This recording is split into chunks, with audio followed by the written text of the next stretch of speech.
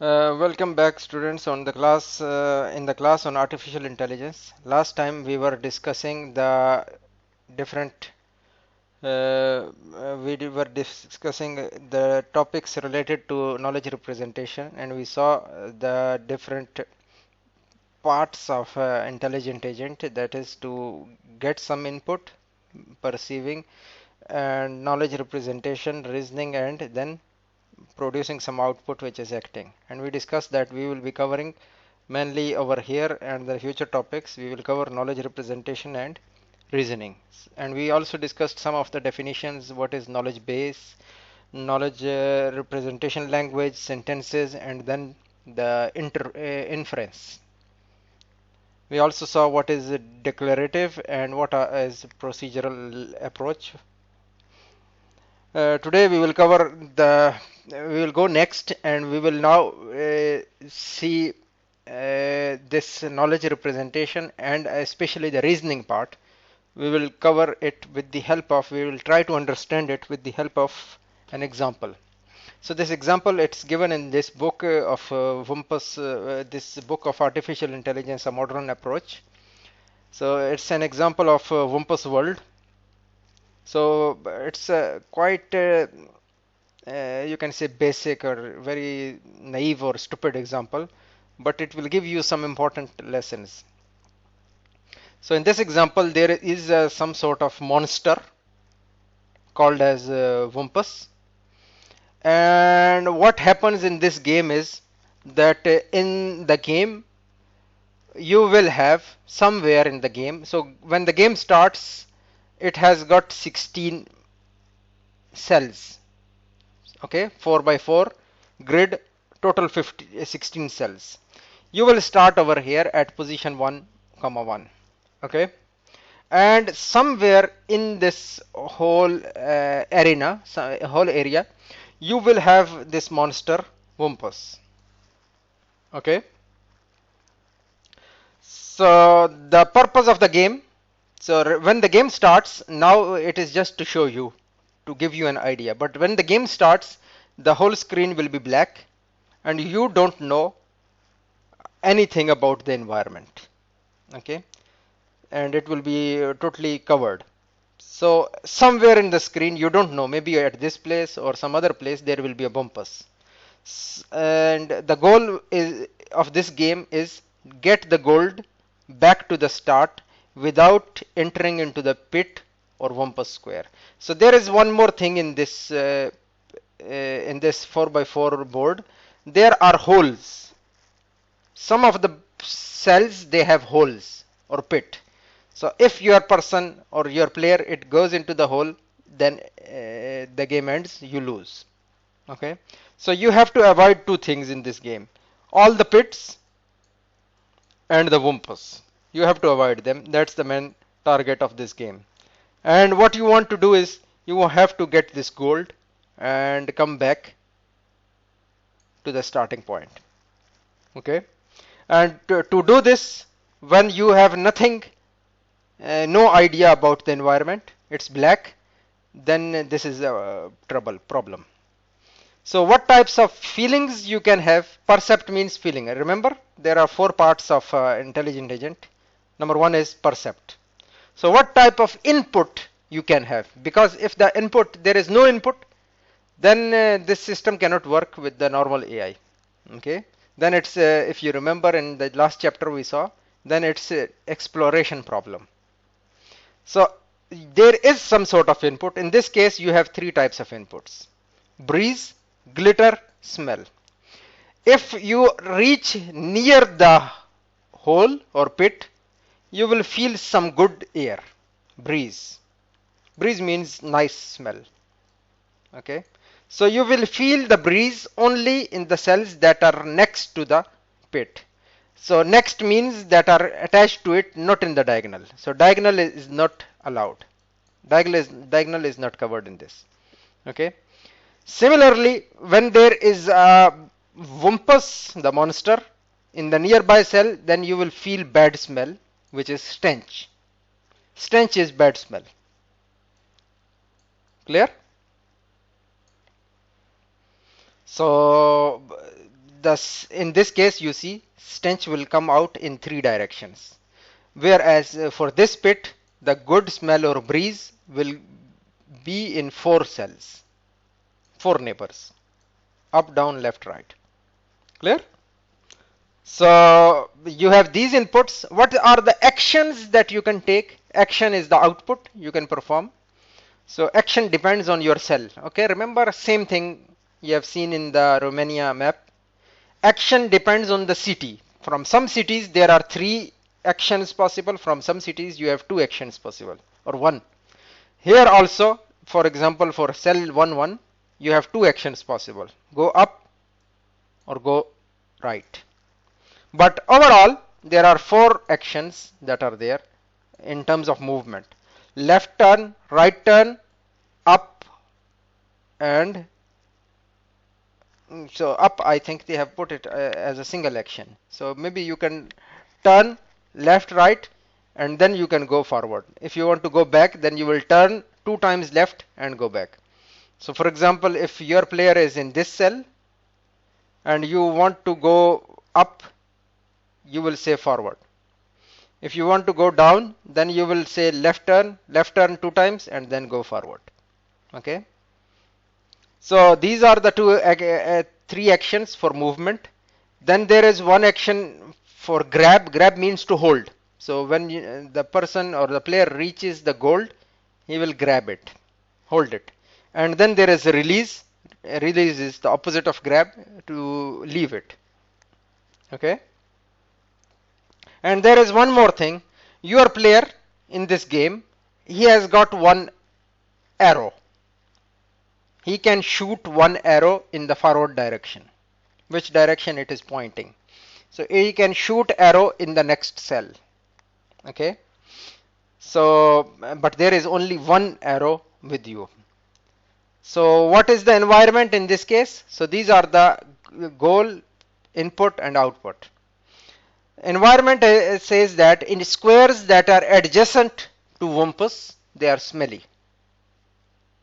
Okay. So squares that are next to you, they are smell. They do smell. So in this case, this and this, they will smell. Okay. What about the other? Squares adjacent to the pit, they are breezy. So this is a pit. The squares that are adjacent to it, the cells, these will have a breeze. Good smell. Glitter will only come if and only if the gold is in the same square. So when your player moves, he cannot feel the glitter or the gold from the other cell. When the player reaches this cell, then he can see the gold. Glitter means, English word, glitter means shine. He can see the gold shining when he reaches there. Clear? So like this, and the player can shoot, and shooting kills the Wumpus if you are facing in that direction. For example, you reach in this cell and your player is facing this direction, then shooting can kill the Wumpus. But remember, you don't know where Wumpus is. You are never sure. Clear? Because you can't see this area. So shooting will kill the Wumpus if you are facing it. Shooting uses up the only arrow. There you have only 1 arrow in this game with you. And you can grab. Grabbing will pick up the gold if it is in the same square, and releasing will drop the gold wherever you are in the same square. So this is the environment. You can pause it over here. You think over it. If something is not clear, you ask. So this is the environment that we discuss. And this gives the basics. This will make the base for our problem that we discuss next. So now a little bit of questions about this Wumpus world. So without going to the answers, first of all, think over it over here and repeat the answer in your heart, and then you can verify what I will explain. First is this world deterministic? Okay. And is it fully accessible, or you can say fully observable? Is it static? and is it discrete? For the deterministic, yes, outcomes are exactly specified. It is not that you do some sort of coin flip. You throw a coin or a dice. Okay, so it is not something like that, because everything it is fixed in this environment, and it has it comes according to the rules.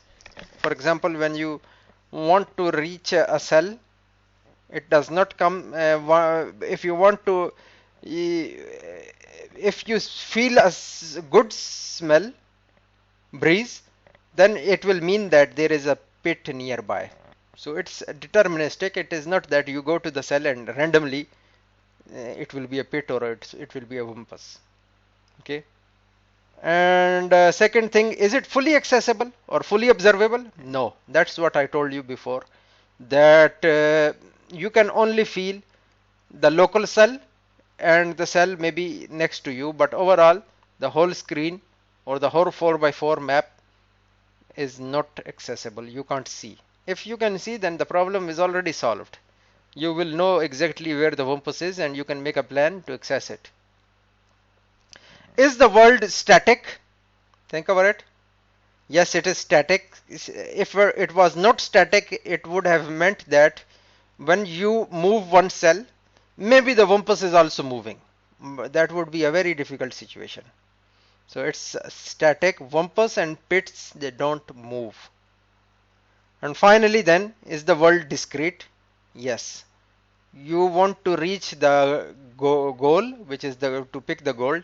You will have to follow some limited fixed number of steps to go there. I hope it's clear. So this is it. When you will start, for example, at your starting point. This is your player A. You will start at the lowermost cell 1 1, and you don't know anything about the wumpus world. At the start, you have no idea. Okay, so first question that should come to your mind is that, is this cell over here, is it safe? Yes, it's safe, because you are already over here. You start over here, this cell is at least safe. If there was a pit over here, already you would have finished. So you haven't fallen into the pit and you haven't been eaten by a wumpus till now. So it means at least your current cell is safe for you.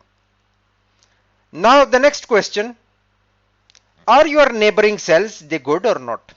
So from this cell you don't feel, so we suppose the same environment that we saw previously. Wumpus, we don't know where is wumpus, but it is over here. And similarly there is a pit over here. So we start, and from this cell we feel that the neighboring two cells up and right, they don't have any danger because we don't feel any bad or good smell. So it means that the neighbors are okay. So now based on the input percept, you are now creating some rules. Okay, these rules will allow you to do the inference later on. So you move to the cell up. So you move and you feel a stench in cell number, I don't know, it is 1 2 or 2 1, whichever it is. Okay, let me go back, check. So cell numbering is, I think then this will be 2 1. Okay, so it will be 2 1. So you move to this cell 2 1, and here when you reach, you will feel a bad smell. So when you feel a bad smell, then this is trouble. What does it mean? When you have reached over here, you feel a bad smell. Bad smell means that maybe there is a wumpus here, but not, this is not final, and maybe there is a wumpus over here. Clear? Is it clear? Next, what we can do? We can take a risk. We cannot take a risk by moving to any of the cells. So we will go back. So we put a mark on these two places, Wumpus, Wumpus. Now this is what we are doing over here is from the input we have produced one sentence in the knowledge base. Okay. So this is the sentence we create from the knowledge base which says that this cell 3-1 or 2-2 they have a Wumpus. Maybe they have a Wumpus, one of them. Okay. So we infer these two things. This one or this one has a Wumpus. There is a question mark. Not sure. Now from here the cell 1-1, the starting one, it is still okay. So we go back. Okay. I go back and then I move to the other direction which is 1, 2. And in this cell I feel breeze. So breeze comes. When the breeze is coming, what does it mean? Breeze is coming, it means that maybe there is a pit over here or maybe there is a pit over here. Clear? Now this point over here is important. This will give you the final idea, the strongest idea that how important inference is. Remember, what does inference mean? Inference means to produce new sentence from the existing old sentences. And each sentence represents some knowledge. So you produce a new knowledge from already known ideas or things. So you have over here created a new inference that these two cells can have a pit. But if this cell had a Wumpus, you would never have a good smell over here. Okay. If this cell had a pit, then this cell would never have a bad smell. So what it means is that cell number 2, 2 cannot have Wumpus or pit both. Both of them are not possible. It's empty. So can the square really have Wumpus or a pit? Cell number 2, 2? No. So that's the question that we solve over here. Because there are different types of reasonings coming. Here you feel a pit and here you feel Wumpus. It means that practically there is nothing over here. Okay? Very important point. Because again, think over it again. If it was a Wumpus, then you would never feel good smell here. Okay? If you had a pit or a hole over here, then you would never have felt a bad smell here. So what it means is that overall there is nothing over here. And when there is nothing over here, then you can infer, very important point, that the other cell, this one, it has a pit, confirm. And the other one, this one, it has a Wumpus, confirmed. Now this is what we wanted to do. From the very basic steps, we slowly built our rules. And finally we got to a point where we infer very important information. Clear? So this cell has nothing. You can move over there. If you move over there, for example, you can feel, maybe you can explore further and you can also find the gold. But easily you can, from this step, when you make a cross here, then you clearly know this is pit and this is Wumpus. And if you already know that the game can have only one Wumpus, now you have traced the Wumpus. Then you should be careful about the pit, not the Wumpus. Okay?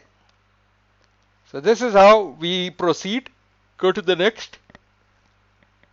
And we keep on doing this. And you see over here. Now this is another example. In this example, this is example we call it tight spot. Let's say you feel a breeze in 1, 2. So 1, 2 is this one.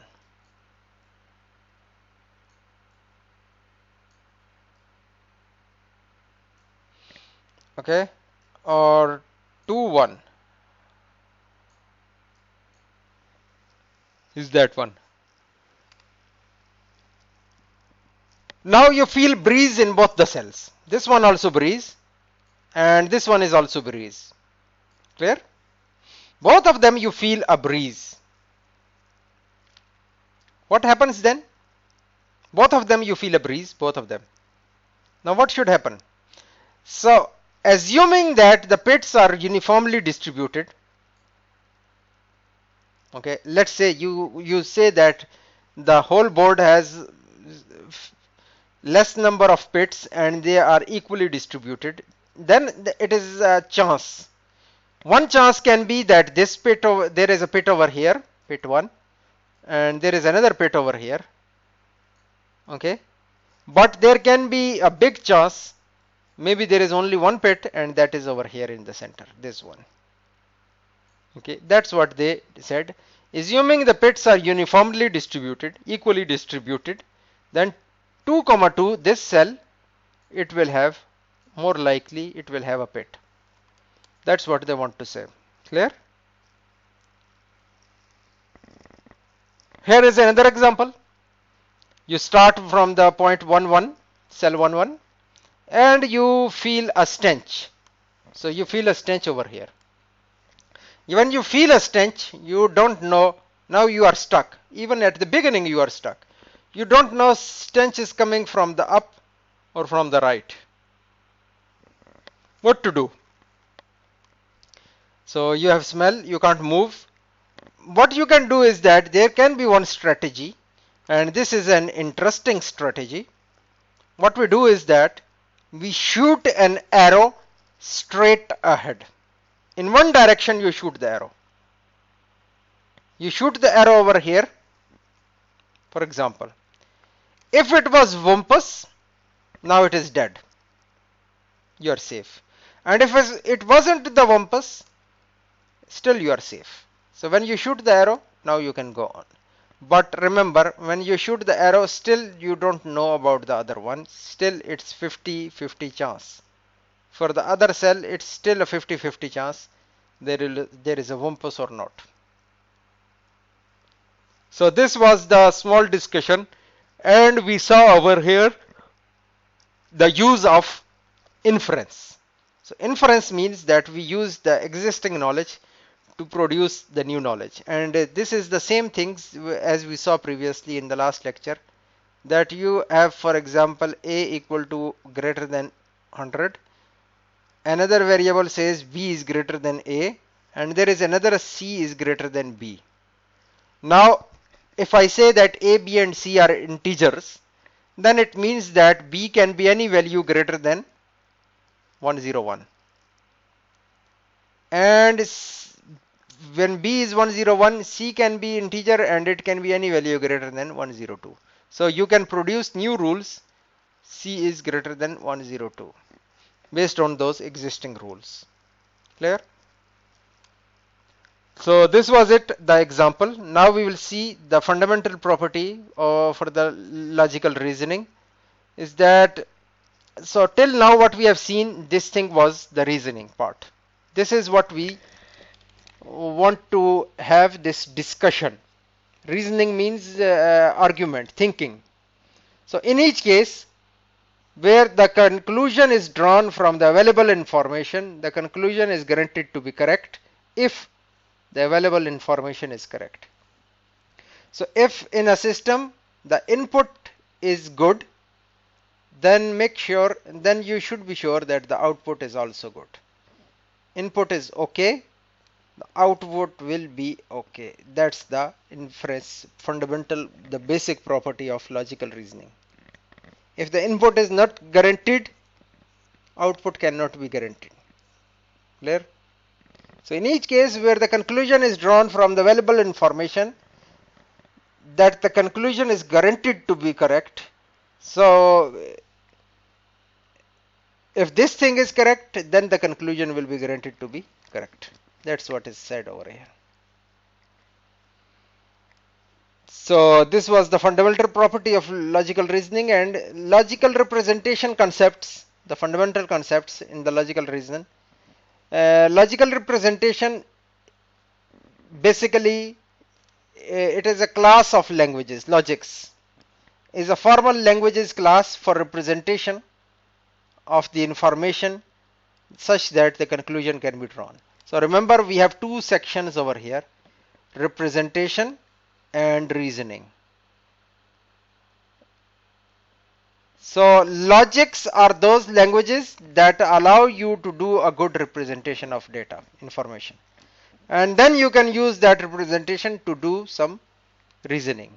Some conclusion you can create very easily. Each sentence that you will define in the logical knowledge base knowledge representation language, each sentence that you will define, it will have two things: syntax and semantics. Clear? Syntax means grammar. So in your language also you have a grammar. For example, for the for loop, you will write a sentence in C++, you will put brackets, and if you are using Python, you will write for loop and then you will put a semicolon at the end. These are the rules. This is syntax. Clear? What about semantics? Semantic means the meaning of the sentence. Sometimes syntax is correct, semantic is wrong. So for example, you write over here a division operator, A divided by B. There is no problem. You can divide A and B, no problem. But the meaning will become wrong when B is equal to 0. Why? Because A divided by 0 will be infinity. Not possible. Clear? So two things, both are equally important: syntax of the sentence and the meaning or semantics of the sentence. Syntax defines the sentence in the language and it specifies well-formed sentences. It will specify what is a correct sentence. Well-formed sentence means correct sentence. Semantics will give the meaning of that sentence, and in logic it will define the truth of a sentence in a possible world. So this thing you will see more detail in the next chapter. It will define over here, semantics will define the meaning of the sentence, and this meaning is given by truth of sentence, that this sentence is true or false. So here are some of the examples for logical representation. This is in arithmetic, mathematics. It's not a valid thing for our case, but this is just example as I used to give earlier. So here is the sentence, you see, y x plus 2 is greater than equal to y. Clear?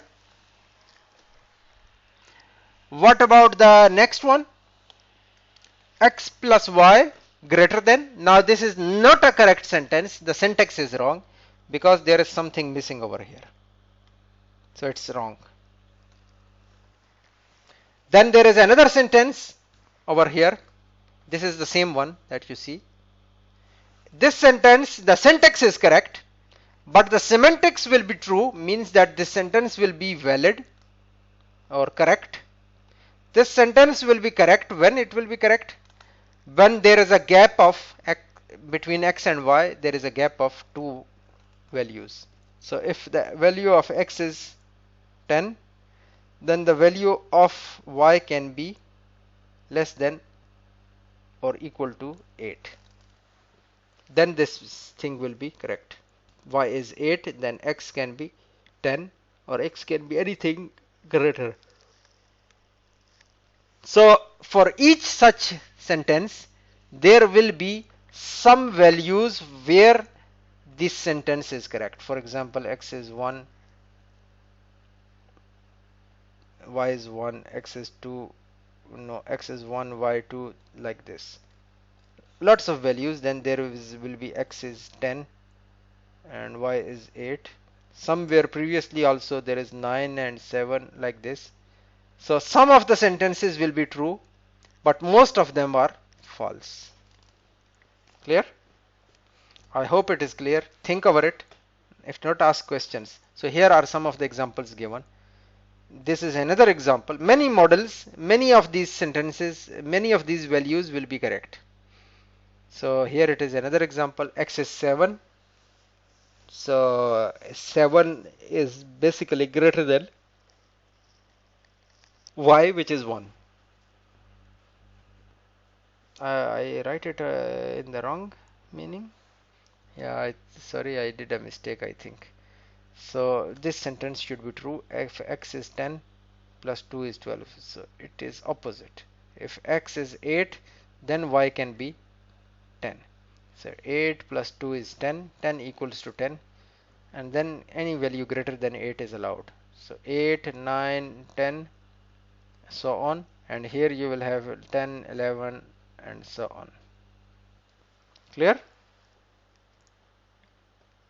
So this sentence over here, it is true when the value of x and y is 7, 1. Whereas this sentence is false when x is 0 and y is 6. Clear? So each of these values that we explained over here, they represent a model. This word is used instead of the possible word for the sake of precision. What does it mean? A model is interpretation, assignment of truth value of symbols of a set of sentences such that each sentence is true. So if you have, for example, many values here, x, y, so maybe x is 7, y is 1, 7, 2, and so on, and then you can have 7, maybe 6, 7, 7. So these values, it is true.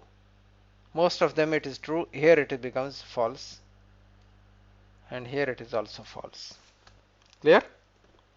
So each of the values that make a sentence true or even make it false, each of these values, it is called one model.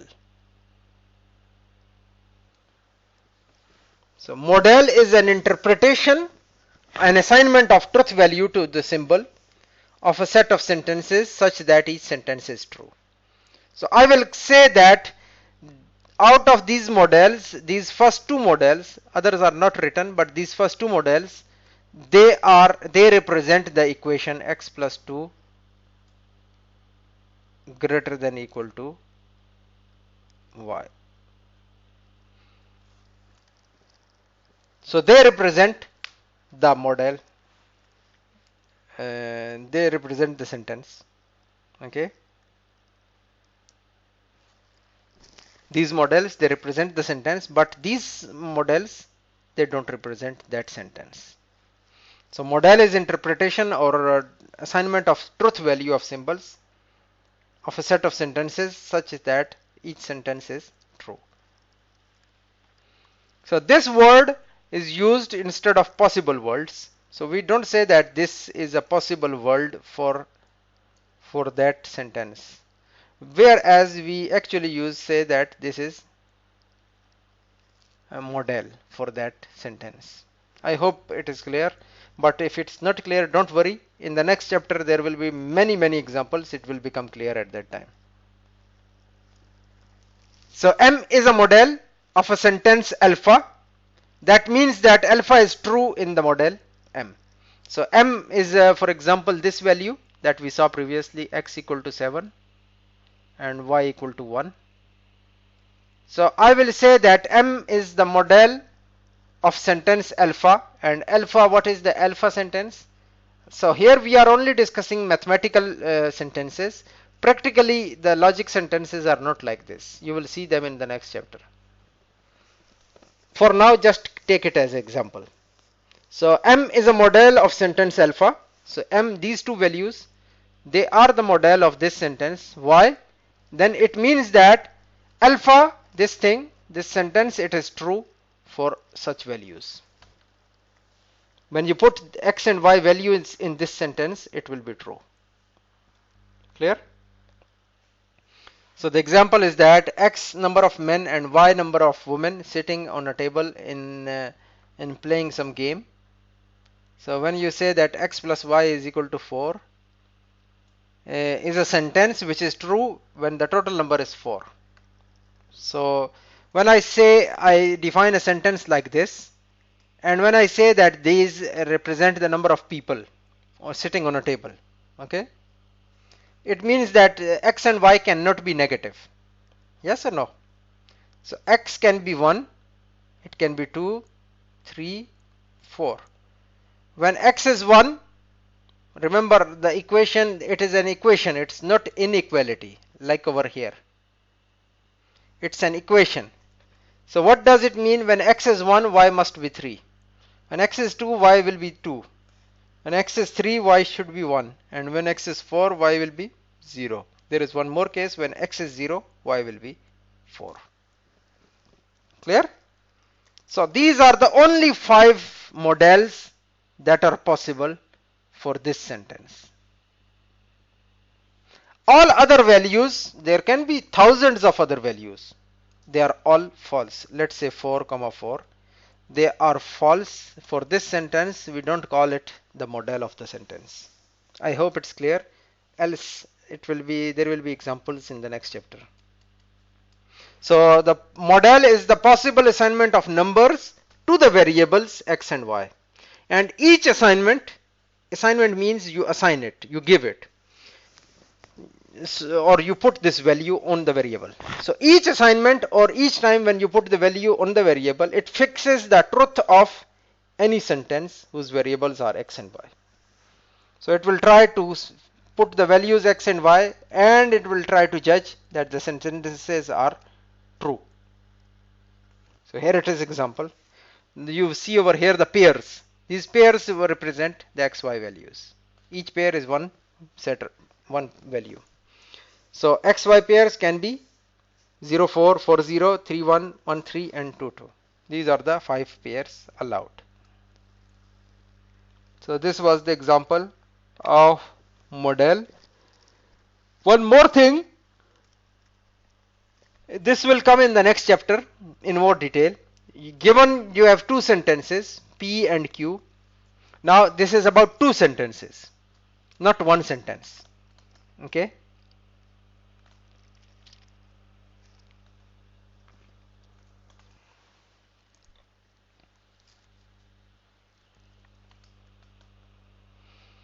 P, let's say one sentence is this one, x plus y equals to 4. This is your first sentence. Okay.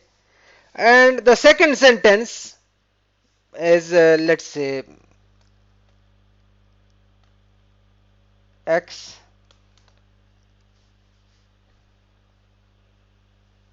is less than 5. Okay. Less than 5, yes. So you have 2 sentences, one sentence here, second is over here. We say that these 2 sentences have a relation. They entail. Entail means attach from the tail, for example. Entail comes out from the tail. So let's say you have one sentence S1. Other sentence comes at the tail of this sentence. Means that if S1 is correct, the other one is also correct. S1 is false, then other one is also false. So we say that they entail, or there is an entailment when P and Q, 2 sentences. We say that P entails Q if Q holds in every model that the P holds. So Q will hold everywhere when the P is correct. Holds means it's correct. Q is correct when P is correct. So if you go back this table, so these are the 5 possible values where P is correct. P, if you map it, P will be true. Okay. Now the Q sentence, what is Q? Q sentence I wrote in the next page, x is greater than, no, x is less than 5. So you check everywhere. X is 1, 2, 3, 4, 5. 1, 2, 3, 4, 0. So x is always less than t. Clear? X is always less than 5. That's what I wanted to see. So both these sentences, they entail. So Q, basically we say that P entails Q. So this is P. We say that P entails Q. We say that P comes after this Q. We write like this. So it means that whenever P is true, there is a guarantee that Q is true. That is very important thing we will use in the next chapters in the future. It's important that when you start, you have the starting point P is correct, then the end point Q is also there. It's correct. So in other words, all the models of P are also models of Q. Whatever you have got with P, it is also correct with the Q. So models, how many models you have seen in the previous slide? There were 5 models or 5 set of values. So same 5 set of values will be correct for Q. If it is not correct for Q, then there is problem, then it does not entail. Then this relation will not be correct. This is wrong. Clear? So entailment is basically that logical reasoning requires the relation of the logical entailment between the sentences. So entailment gives you that a sentence logically follows another sentence. So there are 2 sentences, they follow each other. Sentence S1, S2, and they follow each other. S2 comes when S1 is correct, S2 is correct. It follows. Okay. That word used, you will read this equation like this. You will say A alpha entails beta. Clear? So the formal definition of this thing is that alpha entails beta if and only if in every model in alpha, in which alpha is true, beta is also true. So truth of the beta is contained or it is dependent on the truth of alpha. So when alpha is true, beta must be true, but it is not the case. When alpha is false, then you don't care about the beta. Is it true or not? So basically we have seen till now, we have studied these things, that you have knowledge, you have a real world. Okay. So here in the below you see the environment. Okay. So let's write it. So this is your environment.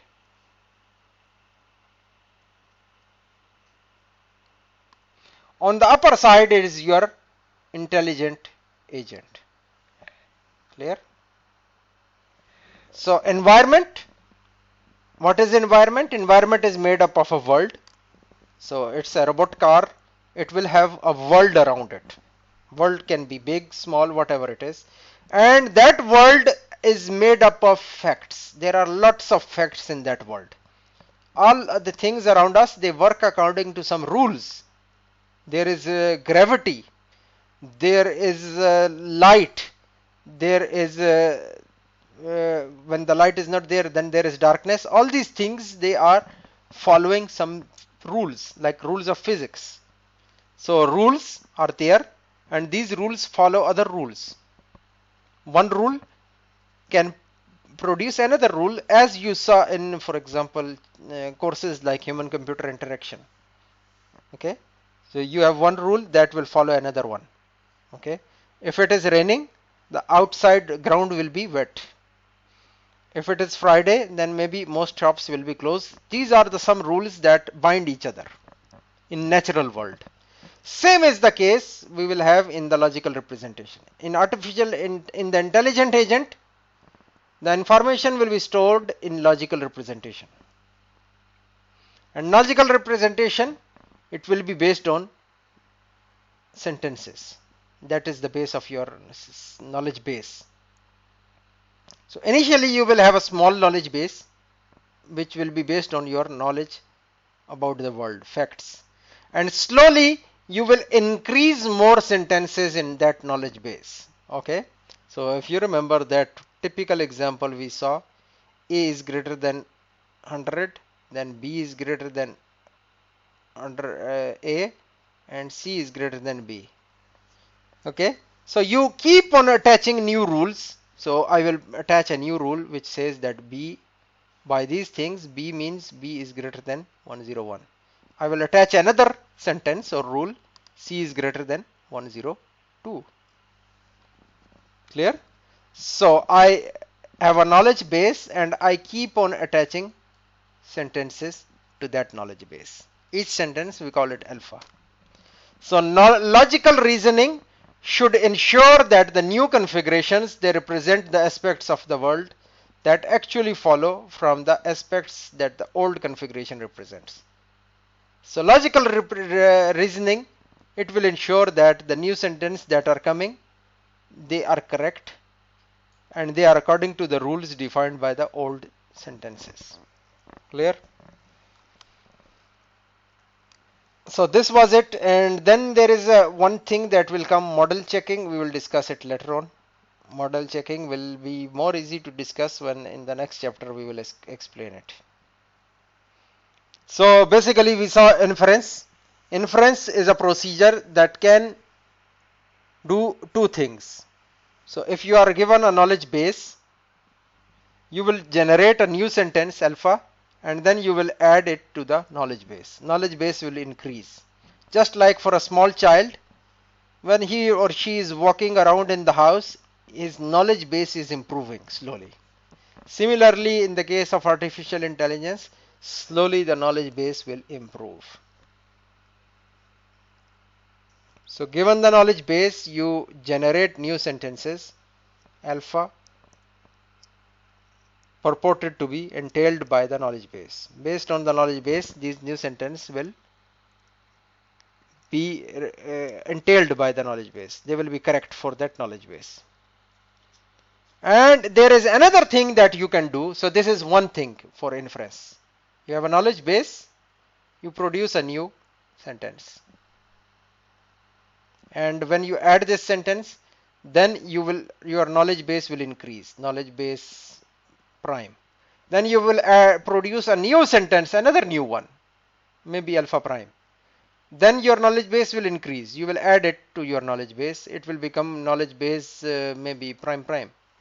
Just giving you example. That's how the knowledge base is increasing.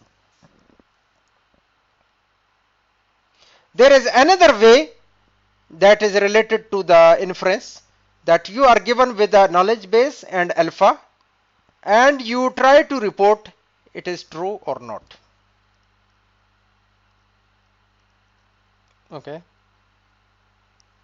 So you are given, you have your intelligent agent has already some knowledge base, and from the output input sensor, the input that is coming from the environment, you create a new sentence alpha.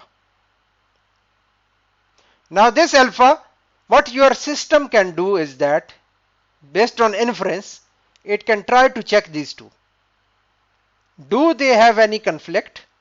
When knowledge base is true, is this alpha true at that time? If it is true, then you create this relation. You say that it entails.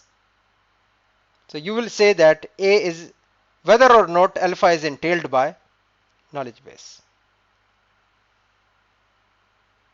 Clear? So this was our chapter. These two things, leave them. Sound and completeness, leave them. We will not cover it for now. So remove it. And the rest things, there is one thing, this one we don't leave it. We will discuss it, but in the next chapter after some examples. So here it is again, soundness and completeness, leave it. We don't discuss it. So this was our chapter on the knowledge representation and inference.